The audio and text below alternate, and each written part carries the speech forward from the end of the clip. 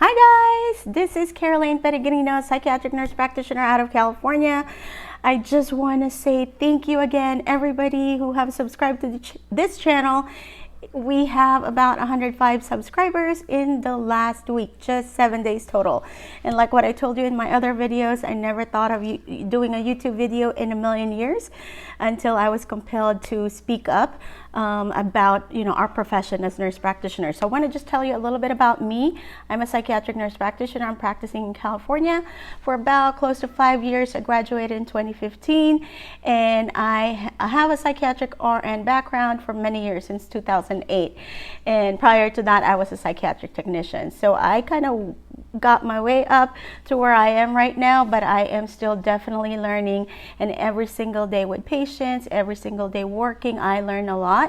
And so I want to be able to be impart some of this experience from me that I had from being a psych RN to transitioning into a psychiatric nurse practitioner. So if this is your first time watching this video or watching in my channel, this is about you, about empowering you, about you valuing yourself and your abilities and capabilities as a psychiatric nurse practitioner. So my goal for this channel is to empower a psychiatric nurse practitioner to assert their worth, because the transition, the recognition, it's not an easy one. Also, this is about giving back to the profession, the skills that I've learned throughout the years. It wasn't an easy first year for me, so I want to be able to impart some of the knowledge I've learned, including interviewing strategies, including perinatal mental health, and a lot of other things. And like what I said in my other videos, I've got so much to talk about, you can't even imagine. So just if that's something that you would like to hear more about, please make sure to subscribe to this channel. Totally appreciate. Hit the bell button so that you get notified when there is a new video coming up. So I am going to try to do at least 2 to 3 videos a week, not unless something urgent comes up in my family, because that's a priority. But I will try my best to be consistent in posting videos for you guys. So please subscribe, like, comment, and we'll go from there.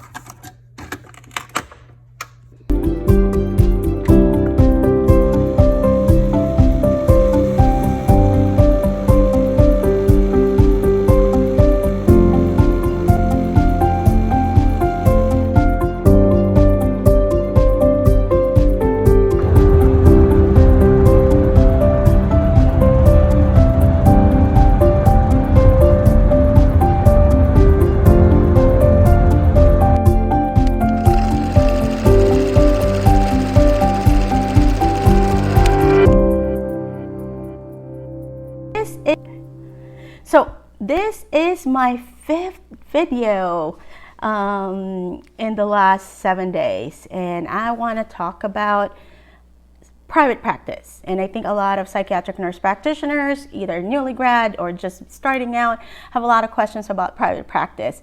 So I want to talk about my experience in private practice.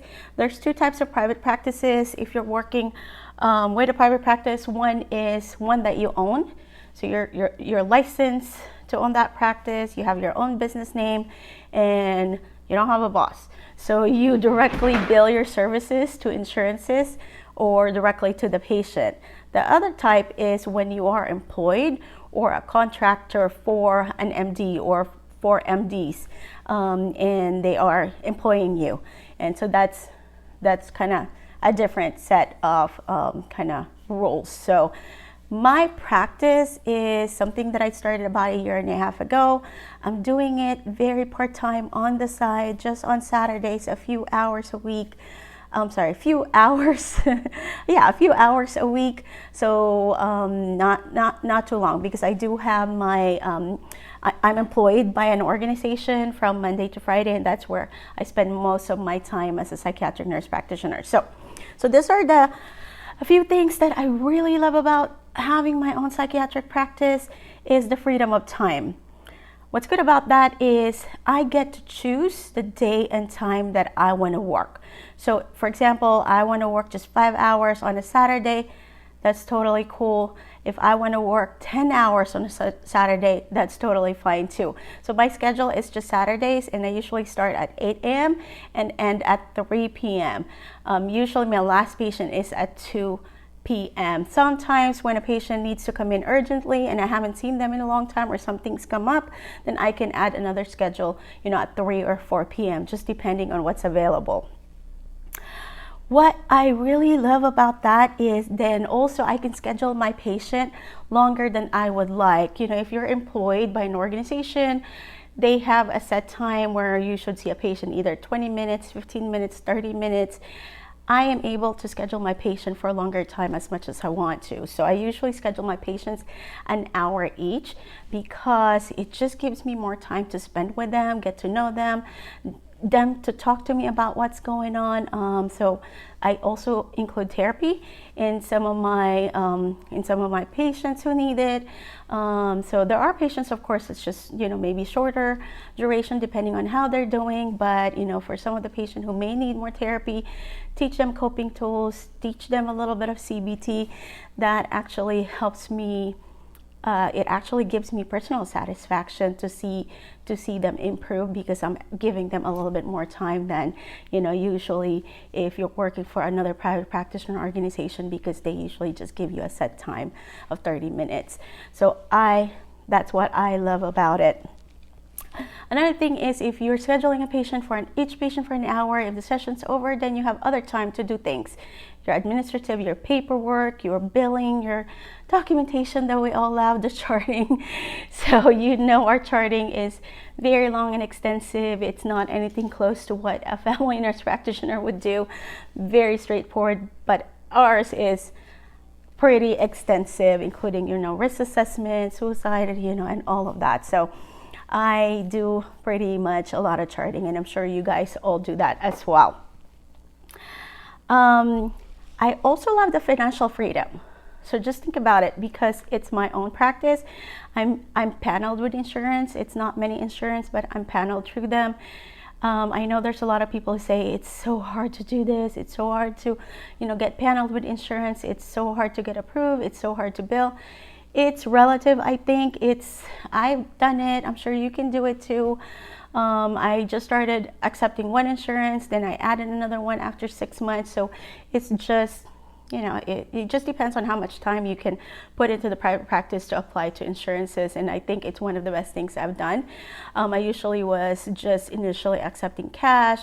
The business wasn't picking up as much as I would like, but once I started, accepting insurances, then the business really picked up.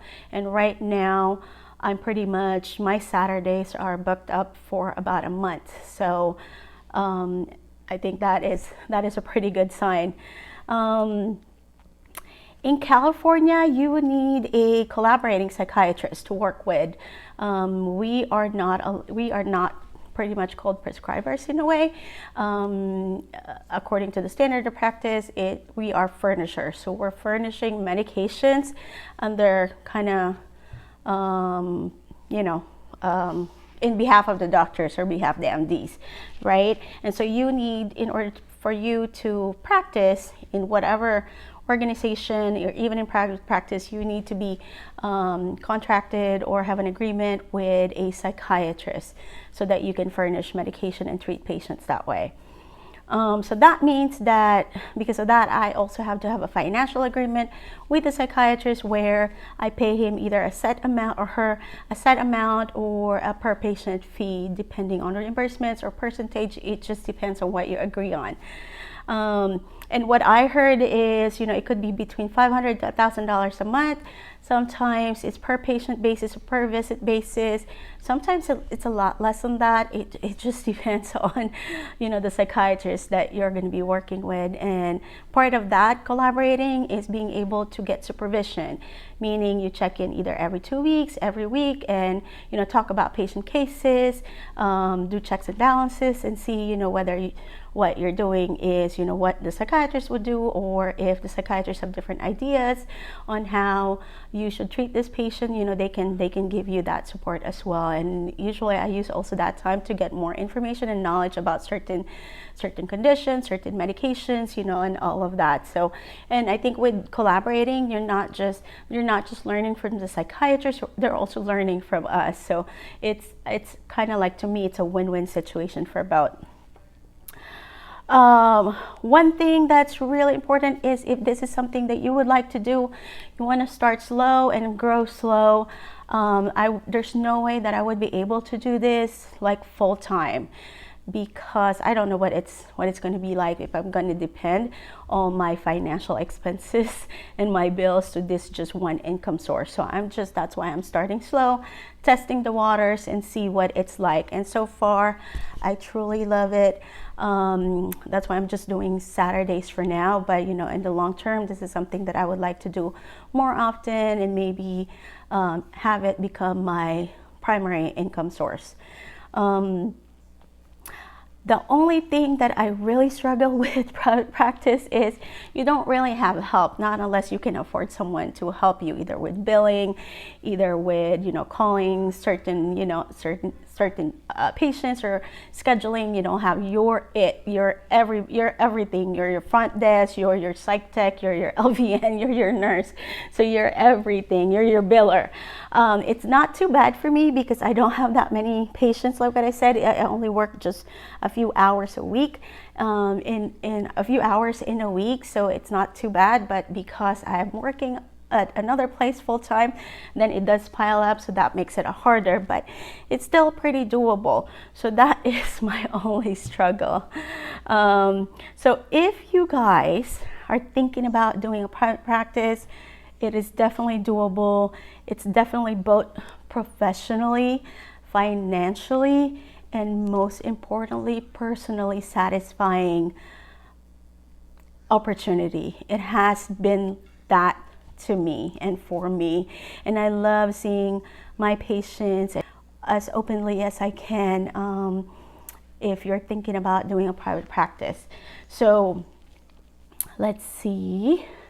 So my next videos, they are about my pay during my first year, second year, and third year, and fourth year as a psychiatric nurse practitioner. So I want to talk a little bit about that, because a lot of you have questions as to, is this really something I want to do? I've been hearing that the going rate is not as good as, you know, as I expect it to be. Like, it's either below my RN pay now. So is it really worth it? So that's something that I want to talk about next. So if that's something that you like to hear, so make sure you subscribe, hit the bell button so you get notified right away when there is a new video coming up. So thank you so much, guys. I'm hoping this has helped you, and I will see you on my next video. Take care. Bye.